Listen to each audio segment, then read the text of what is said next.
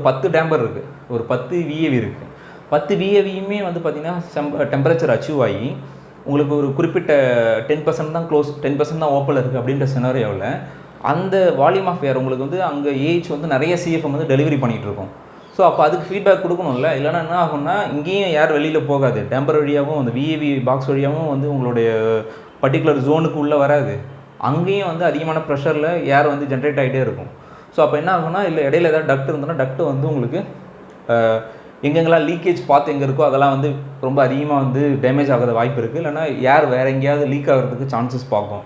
So இந்த மாதிரி சினாரியோவை avoid பண்ணுறது தான் ஸ்டாட்டிக் ப்ரெஷர் சென்சார் வந்து உங்களுடைய சிஸ்டத்தில் போட்டிருப்பாங்க.